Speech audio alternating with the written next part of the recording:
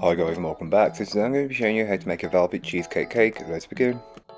So to get started on the recipe, you'll want to make the cheesecake layer, which is going to be a baked cheesecake, and it does take the longest. So to do this, grab yourself a food processor or something similar and place in all of your ingredients. There's no need to beat anything together first and all of that. It's a really simple and straightforward cheesecake, so just place all of your ingredients into the food processor and blitz them up until you have a very smooth mixture. You may need to stop halfway through to give it a good scraping down. That'll just help take any of the bits that are built up on the side that haven't been fully incorporated and incorporate them. Then you just blitz it again until you have a smooth cheesecake mixture.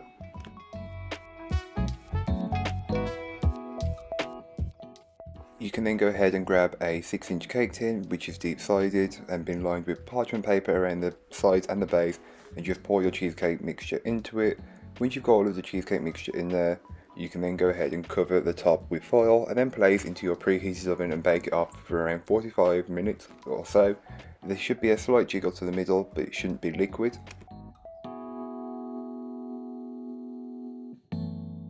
So here is what the cheesecake looks like once it's been baked and been allowed to cool down fully. As you can tell, it pulls away from the sides of the paper just a little, and it's not very coloured. It may be a little bit more coloured on the sides, but that's completely normal. Then you can go ahead and so to start on the cakes, you'll want to grab yourself a mixing bowl, and into the bowl place your butter and your sugar and beat them together until they are well combined.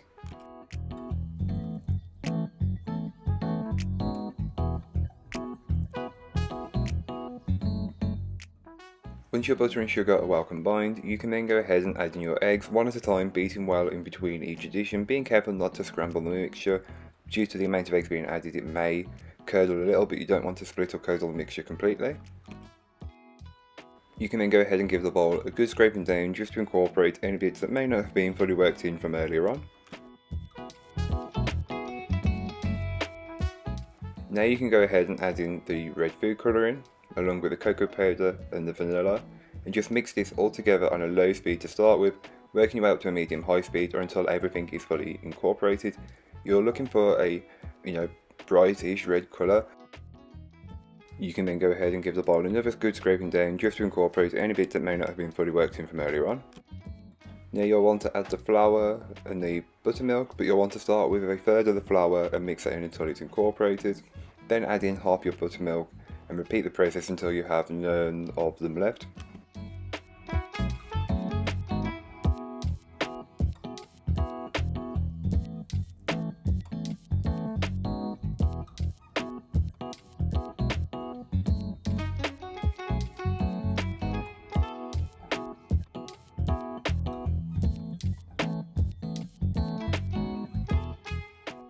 You can then go ahead and give the bowl another good scraping down just to incorporate any bits of dry ingredients that may not have been fully worked in from earlier on. Then you can go ahead and add in your bicarbonate of soda and top that with the white vinegar and allow it to fizzle. This will be the raisin agent that will help the cake rise to be light and fluffy. Then when you're ready, you can just fold that into the mixture and you can just repeat the process of what I've just shown you with the other 2 layers of cake. So I've made 2 red velvet and 2 pink velvet. You can keep it all red velvet or all pink velvet, but I'm just keeping it velvet, but I'm having 2 pink and 2 red as I feel like they're very, kind of Valentine's romantic colours.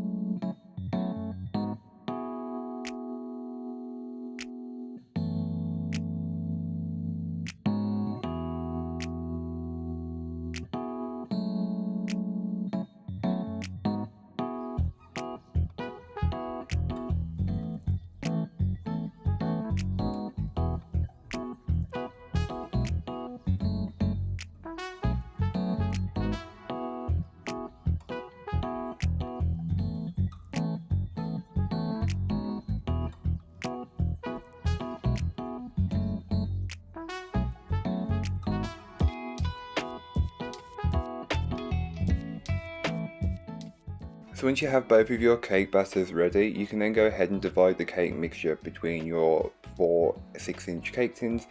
You can weigh it up like I am, or feel free to do it by eye, whichever way really works best for you. For more accuracy, I use weighing scales, but if you don't want to do it accurately or you feel like you can do it better, just do it by eye. You can then place these into the oven and bake them off. All the information will be in the blog post, which will be linked down below.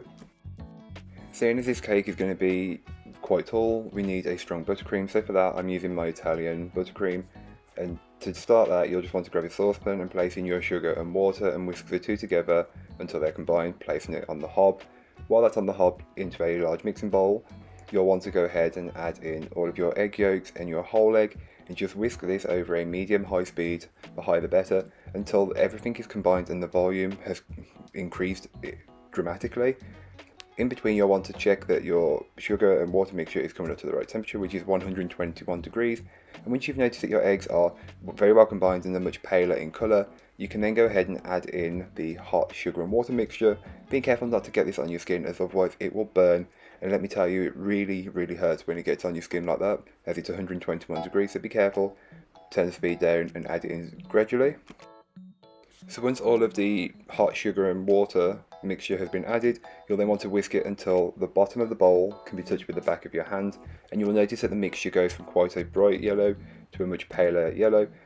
When you're at that stage, you can then start adding your butter a few pieces at a time and just mix it in. It may look like it's getting looser at one point, but don't worry, this happens once you start adding that final bit of butter in. It will start to thicken up and become the perfect buttercream that you need.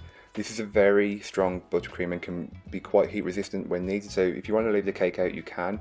It's better than cream cheese icing, but if you want to use the cream cheese icing, feel free to. Then you can just give the bowl a good scraping down, and this is just to incorporate any bits of butter that may not have been fully worked in from earlier on. Don't forget to add in your vanilla buttercream, as that's what flavour I'm doing today, but you could really play on flavours and use strawberry if you really wanted to, but just mix it, whatever flavouring you want to, into the mixture until it's fully incorporated. Then I added a small amount of pink food colouring, and this is just to get that kind of light pink. I don't want it to be like neon pink, I just wanted it to be pink enough, as it doesn't really need to be like super colourful, as the inside will speak for it.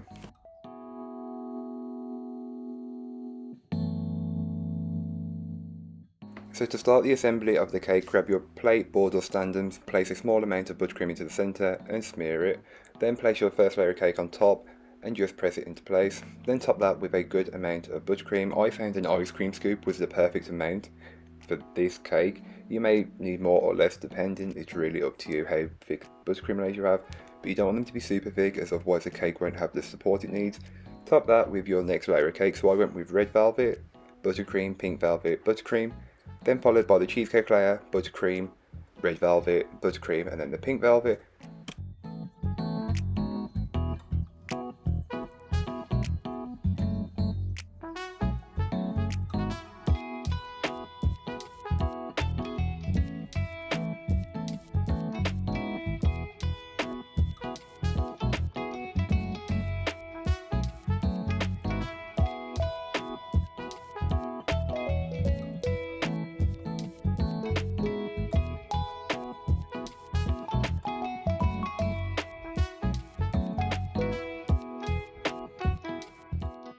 Then you can go ahead and pipe the buttercream onto the side of the cake. For a cake like this, I would normally do a crumb coat, but because I know this buttercream is very good, it won't really need it. So if you wanted to, feel free to do a crumb coat and set it in the fridge, but I'm not, as I'm lazy and didn't want to on this occasion. So I just pipe as much of the buttercream around the outside and on top, making sure that you've got a bit reserved to pipe rosettes on the cake later on, and then smooth it out as best you possibly can. As you can tell, my scraper wasn't very adequate, it was far too small and it's plastic, so I need to get some metal ones. So yeah, use a metal one if you've got it, but use whatever you can.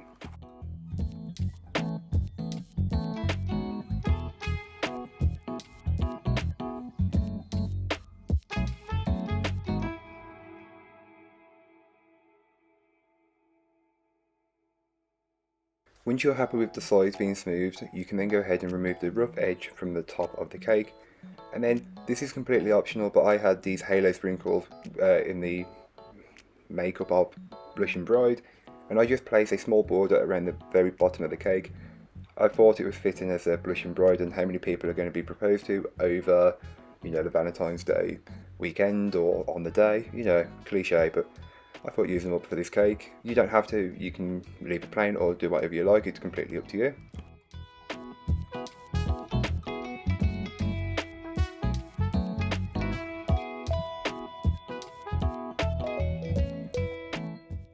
You can then go ahead and do your white chocolate drip. You could do any drip you like, but I thought white chocolate would be good for this as it looks nice on the pink and it goes with the flavour. But again, it's completely up to you and how you want to decorate. You don't have to do a drip, but because the cake is so tall, it just adds a little something. Don't forget to fill the top in and spread it out. I like to place mine in the fridge just to firm up for a little bit before piping the buttercream on, but it's up to you. Using my favourite tip, which is just an open star, I pipe rosettes around the edge of the cake. I don't really count how many, as this cake, even one portion will be quite a lot. On top of the rosettes, I just simply top them with some of the Blushing Bright sprinkles that match the bottom, and that's it. It's really simply done.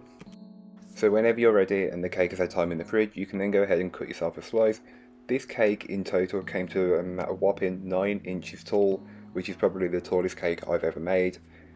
I don't know why, I just saw the opportunity and thought, well, I might as well make something for Valentine's Day, so here you go. So thank you so much for watching, I hope you enjoyed. If you did, don't forget to like, comment and subscribe for more from me, and I'll be back again soon with another recipe, so join me then. In the meanwhile, don't forget to check out the description, there'll be a link to this recipe, a link to my blog and links to all my social medias. But that's all for today, I hope you enjoyed. Bye guys.